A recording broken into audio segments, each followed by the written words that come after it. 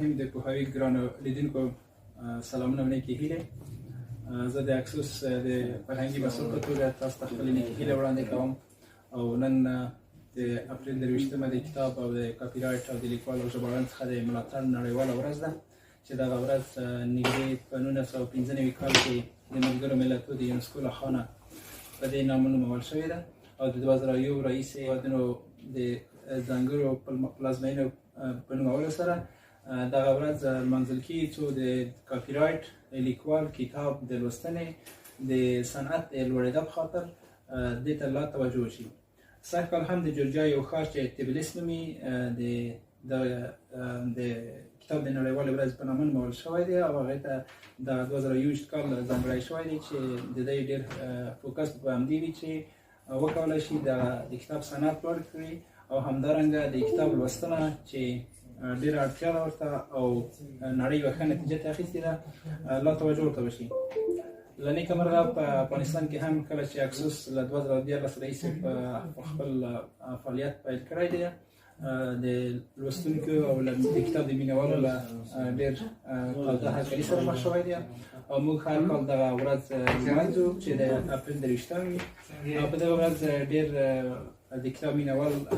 کتاب پلورنځي ته مراجعه کوي او زموږ په دې نندارتون کې دوی کولی شي چې په دې ورځ د لوړو تخفیفونو نه په استفادې وکولی شي ډېر کتابونه واخلي او همدارنګه ځینې وخت په د وروستیو کې موږ ځانګړي کتابونه هم ورته ډالۍ کړي دي چې د کتاب څخه ملاتړ وشي د کتاب لوستونکی وکولی شي په وهڅول شي او موږ هم ډېر ترې خوښ یو چې کال په کال زموږ د کتاب مینوال او د کتاب مینوال په مجموع کې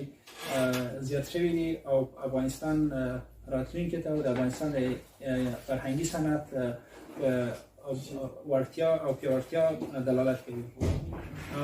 خو که څه هم کارونه ډېر شوي دي خو ځینې اړتیاوې هم لیدل کېږي که موږ مراجعه وکړو مارکېټ ته او اوس هم هغه کسان چې غواړي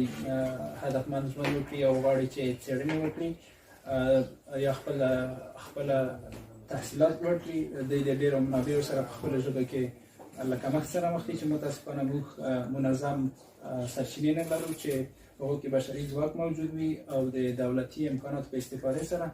دوی وکولی شي هغه تالیفات وکړي ژباړې وکړي. متاسفانه اوس تر ډېره غیر ګروپي کارونه روان دي او کومه هڅې چې روانې دي کولی شي مرسته وکړي خو زموږ هیله دا ده چې دا ګروپي هڅې کې وشي او د دولت په چوکاټ کې د صنعت ودې ته کار وشي نو ډېر زر او په چټکۍ سره به موږ وکولی شو چې دغه سفر ډېر ښه مخته بوځو او همدارنګه اروپا او امریکا کې چې کوم کار د کتاب پیاوړتیا ته شوی دی او دې چې کومه یوه ښه نتیجه ته اخیستې ده نو انشاءالله په افغانستان کې هم موږ چې وینو او کوم تعهدات چې د کاپي رایټ په ملګرو ملتونو کې او په مجموع کې د نړیوال تجارتي سازمان سره موږ په نظر کې نیولي دي هغه ډېر ښه رعایتي کوم چې په ځینو هېوادو کې نه رعایتي نو دا یوه خوشبیني شته ده چې افغانستان په خپل سیستماتیک کېدو سره او د ښې حکومتولۍ په رڼا کې کولی شي چې ډېر زر ښه پرمختګ وکړي. زه هم دغه ورځ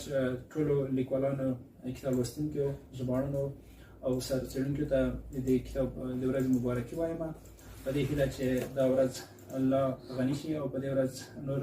خپرندوی بنسټونه هم او همدارنګه دولتي اړوند مراجع هم وکولی شي چې د دغه د ورځ د ملاتړ او د لا پیاوړتیا په خاطر خپل اهداف او ګروپي هڅې پیاوړې کړي. ډېره مننه.